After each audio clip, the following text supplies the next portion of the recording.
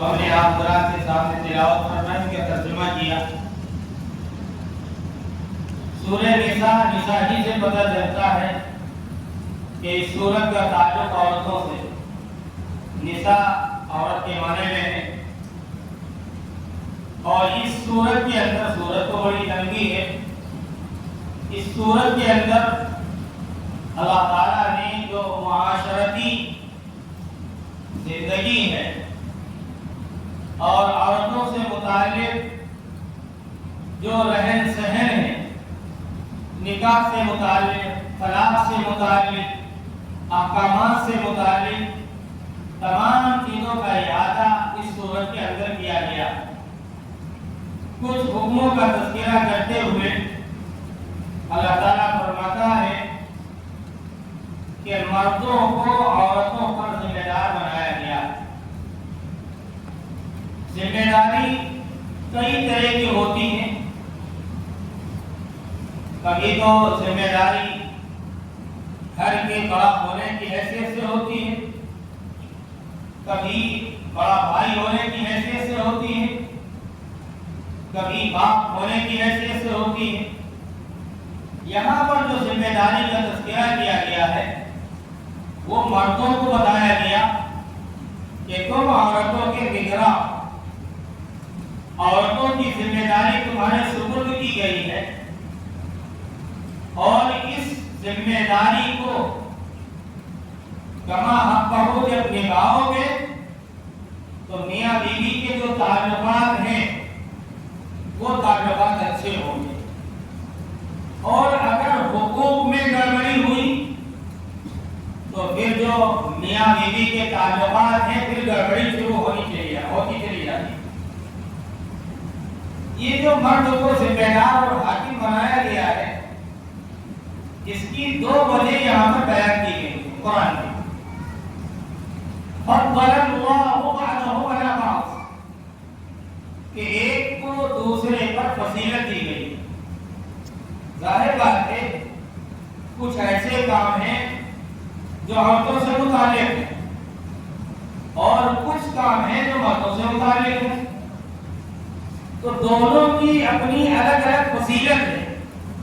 اب دونوں کو اگر ایک ہی درجے میں رکھا جائے تو معاملہ گڑبڑ ہو جائے۔ جیسے گھر کا کام یہ عورتوں کے ذمہ ہے، اب کوئی کہے نہیں گھر کے کام عورتیں کریں، مرد کریں گے، اور باہر کے جو کام مردوں کے ذمہ ہے وہ عورتیں کریں گی، تو گڑبڑی ہوگی۔ تو جن کے جو حقوق ہیں ان حقوق کی رعایت کرتے ہوئے اگر حقوق کی ادائیگی ہوگی تو پھر اللہ کی طرف سے مدد شامل حال ہوگی۔ عورتوں کے ذمہ گھر کے جتنے کام کاج ہیں وہ رکھے گئے، اور باہر کے، گھر سے باہر کے جتنے کام ہیں وہ سب مردوں کے ذمہ رکھے گئے ہیں۔ ظاہر بات ہے کھیتوں میں کام کرنا، مزدوری کرنا، باہر رہ کر کمائی کرنا یہ عورت کا کام نہیں ہے، یہ مرد کا کام۔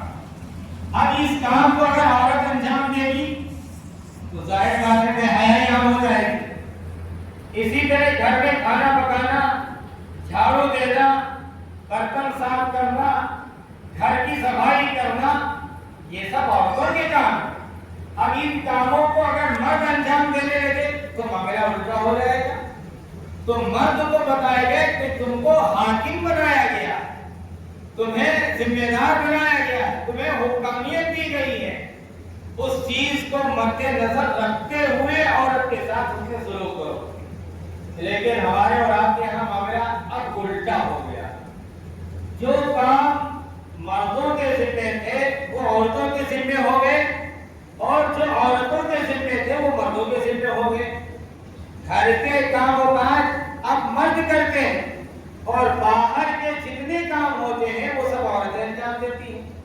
خریداری کرنا ہے، مارکیٹنگ کرنا ہے، سودا سلوک لے کر آنا ہے، عورت جاتی ہے، مرد چھاڑ سے گھر میں بیٹھا ہوا ہے۔ تو مرد کو جو اللہ نے حکامیت دی تھی، جب تک یہ حکامیت برقرار رہی ہے، رشتوں میں دراڑ نہیں پیدا ہوا ہے، طلاق کی نوبت نہیں آئی ہے، لیکن جب سے خلاف کام ہونے لگا، دوسرے کے کام دوسرا کرنے لگا، تب سے رشتوں میں دراڑ پیدا ہو گئے۔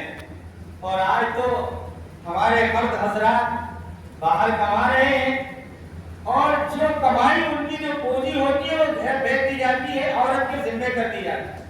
اب عورت اس میں کیا کرتی ہے وہ خدا ہی بہتر جانتا ہے۔ اس لیے مردوں کو کہا گیا کہ تم اپنی جو بات تمہیں دی گئی ہے، جو تم کو حاکم ذمہ دار بنایا گیا ہے، اس ذمہ داری کو اپنے ہاتھ میں رکھو۔ جب تم ہاتھ میں رکھو گے، کوڑا تمہارے ہاتھ میں رہے گا، تو تمہارے ماتحت جو چیز ہے وہ چیز سیدھی رہے گی۔ اور جب تم کوڑے کو اپنے ہاتھ سے علیحدہ کر دو گے تو ظاہر بات ہے کہ کوئی تم سے ڈرنے والا نہیں ہے۔ تو قرآن میں رہا ہے کہ بعض کو بعض پر فضیلت دی گئی ہے۔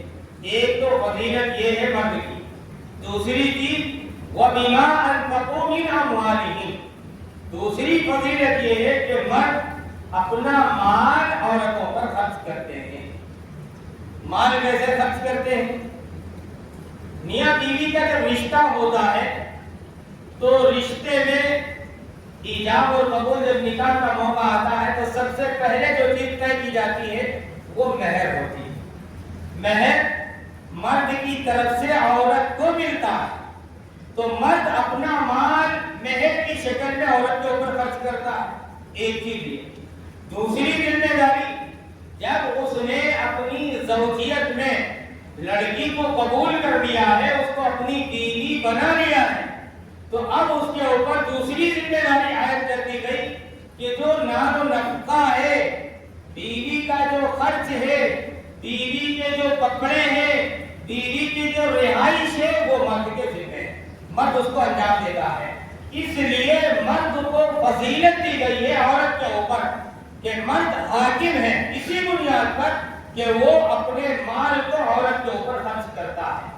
تو جب اللہ تعالیٰ نے ایک حکم دیا مردوں کو، تو اس حکم کے تحت رہ کر اگر زندگی گزارے گا تو انشاءاللہ طلاق کی نوبت نہیں آئے گی، اور جب اس سے ماورا ہوگا تو پھر طلاق کی نوبت آ جائے گی۔ پھر فرمایا گیا کہ نیک اور صالح عورتیں ہوتی کون سی؟ قرآن کہہ رہا ہے فَالصَّالِحَاتُ قَانِتَاتٌ، نیک عورتیں جو اپنے شوہروں کی حکم برداری کرتی ہیں، اس کی اطاعت کرتی ہیں۔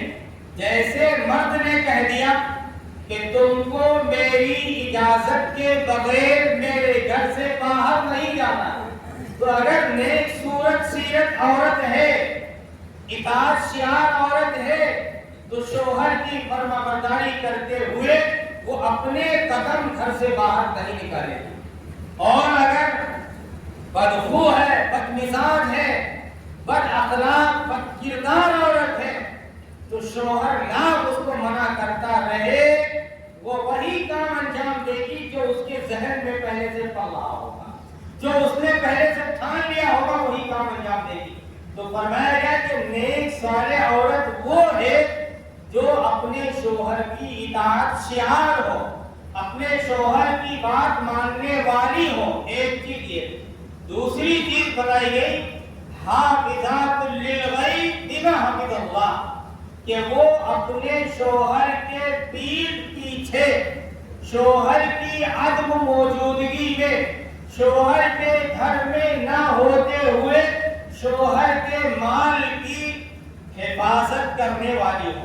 حفاظت دو چیزوں کی ہے، عورت کے لیے حفاظت دو چیزوں کی ہے، ایک تو شوہر کے مال کی حفاظت کرنا، دوسرے شوہر کی عزت و آبرو کی حفاظت کرنا۔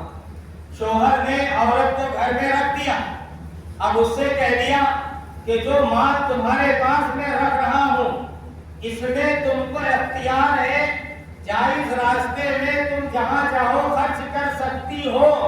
تو اب وہ شوہر کی اجازت مل چکی ہے، جہاں جائز راستہ ہوگا وہاں خرچ کر سکتی ہے، بار بار شوہر سے پوچھنے کی ضرورت نہیں ہے۔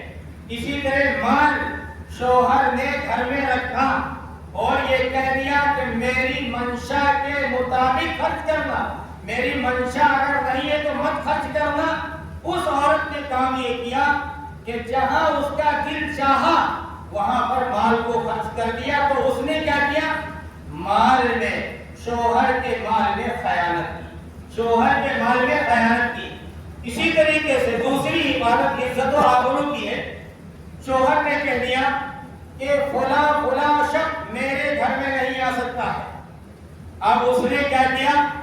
شوہر سے بتائے بغیر ان مردوں سے ناجائز تعلقات قائم کر لیے، ان کو اپنے گھر پر بلاتی بھی ہے اور اپنی عزت و ناموس کو فراموش بھی کرتی ہے، اپنی عزت و ناموس کو داغدار بھی کرتی ہے۔ تو یہ کیا ہے؟ شوہر کی جو عزت تھی اس عزت پر دھبا لگانے والی عورت ہے۔ اگر اس طرح کی کوئی عورت ہے تو قرآن مجید کیا کہتا ہے؟ وَاللَّاتِي تَخَافُونَ نُشُوزَهُنَّ، کہ اگر تمہیں عورتوں کے تعلق سے نشوز کا ڈر ہے، بدخوئی کا ڈر ہے، بد اخلاقی کا ڈر ہے، بد کرداری کا ڈر ہے، بد چلنی کا ڈر ہے، تو اب قرآن کیا کہہ رہا؟ حکم دے رہا ہے فَعِظُوهُنَّ، عورت کو سمجھاؤ، اس کو بیٹھاؤ، اور بیٹھانے کے بعد اس کو اچھے انداز میں سمجھاؤ کہ تم جو میرے مال میں خیانت کرتی ہو، میری عزت پر جو دھبا لگاتی ہو، یہ غلط کام ہے، خدا کے واسطے تم اپنی حرکت سے باز آ جاؤ۔ جتنے جتن ہو سکتے ہیں، جتنی کوششیں ہو سکتی ہیں سمجھانے کی، مرد پہلے عورت کو سمجھائے گا۔ پہلا کام یہ ہے، قرآن کہہ رہا ہے۔ آج کل ہمارے یہاں کیا ہوتا ہے؟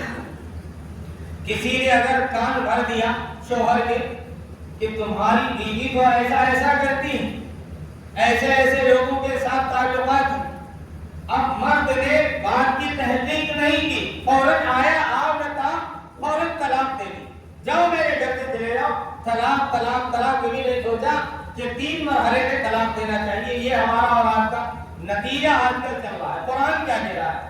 قرآن کہہ رہا ہے نہیں، پہلے آپ طلاق کو مت اختیار کیجئے، پہلے آپ اس کے چہرے کو دیکھیے، چہرے کو پڑھیے اور نصیحت کیجئے، اس کو سمجھائیے۔ اور دوسرے نمبر پر کیا کہا گیا کہ اگر آپ کی نصیحت کامیاب نہیں ہو رہی ہے، آپ کی نصیحت سے کوئی فائدہ نہیں ہو رہا ہے، تو اب دوسرا قدم اٹھائیے، وَاهْجُرُوهُنَّ فِي الْمَضَاجِعِ، آپ اپنے بستروں کو علیحدہ کر دیجیے، آپ کی جو خانقاہیں ہیں ان کو علیحدہ کر دیجیے۔ میاں بیوی جو ایک ساتھ رہتے ہیں، ایک ساتھ اٹھنا بیٹھنا لیٹنا سب کام ہوتا ہے، اب آپ ایسا کیجیے کہ اپنا بستر الگ کر دیجیے، بیوی کا بستر الگ کر دیجیے، بیوی الگ کمرے میں سوئے، آپ الگ کمرے میں سوئے۔ یہ دوسرا طریقہ سکھایا گیا ہے اس کو راہ راست پر لانے کے لیے، اس لیے کہ جب میاں بیوی کا بندھن بن جاتا ہے، آپس میں رشتہ مضبوط ہو جاتا ہے، تو شوہر بغیر بیوی کے اور بیوی بغیر شوہر کے نہیں رہ سکتی ہے، الا یہ کہ مجبوری پر جب کوئی باہر ہوتا ہے تو ایک مجبوری ہے، دونوں علیحدہ رہتے ہیں، لیکن ایک ہی گھر میں، ایک ہی کمرے میں، ایک ہی بستر پر اگر یہ کہا جائے کہ میاں بیوی کی موجودگی میں دونوں الگ الگ ہو جائے، ناممکن چیز ہے، یہ ناممکن ہے، کسی سے برداشت نہیں ہوگا، کوئی اپنے آپ پر کنٹرول نہیں کر پائے گا۔ تو قرآن کہہ رہا ہے کہ وَاهْجُرُوهُنَّ فِي الْمَضَاجِعِ، کہ جو بستر ہے، خوابگاہ ہے، ان کو الگ کر دو، یہ دوسری نصیحت ہے۔ اس طرح اگر وہ سمجھدار عورت ہوگی تو پھر وہ مرد کی بات مان لے گی۔ اب کہا اگر یہ چیز بھی فائدہ نہیں پہنچا رہی ہے تو اب تیسرا کام کیا کرنا ہے آپ کو؟ وَاضْرِبُوهُنَّ، اب تیسرا کام یہ ہے کہ آپ ہلکی پھلکی اس کو مار دیجیے، ہلکی پھلکی مار دیجیے۔ کیا مطلب؟ شریعت کہتی ہے کہ عورت کے جو نازک حصے ہیں، عورت کے جو نازک حصے ہیں، ان حصوں پر قطعاً نہ مارا جائے، اس سے شریعت نے منع فرمایا ہے۔ اگر بہت زیادہ غصہ ہے، قرآن کی زبانی مارنے کا حکم دیا گیا ہے، تو آپ ان اعضاء پر مار سکتے ہیں، ان جگہوں پر مار سکتے ہیں جو نازک حصے نہیں ہیں۔ اور پھر مارنے کی مقدار کیا بتائی ہے؟ اللہ کے رسول صلی اللہ علیہ وسلم نے فرمایا کہ اگر عورت کو مارنے کی ضرورت پڑ جائے تو مسواک سے مارا جائے. کیا فرمایا گیا؟ مسواک سے مارا جائے. مسواک چھوٹی سی ہوتی ہے، کتنی چوٹ لگے گی، کتنا انسان مار سکتا ہے. شریعت یہ کہہ رہی ہے کہ مسواک کا استعمال کیجیے. ہمارا اور آپ کا نقطہ نظر یہ ہے کہ ہم اور آپ جب غصہ ہوتے ہیں، آپ بگولا ہو جاتے ہیں، کنٹرول سے بالکل باہر ہو جاتے ہیں، تو بیوی پر ایسا ٹوٹتے ہیں جس طرح ہم ایک جانور کو مارتے ہیں، اور پھر یہ نہیں دیکھتے کہ چہرے پر پڑ رہا ہے یا اس کے نازک دیگر حصوں پر پڑ رہا ہے، اس کی کوئی پرواہ نہیں کرتا.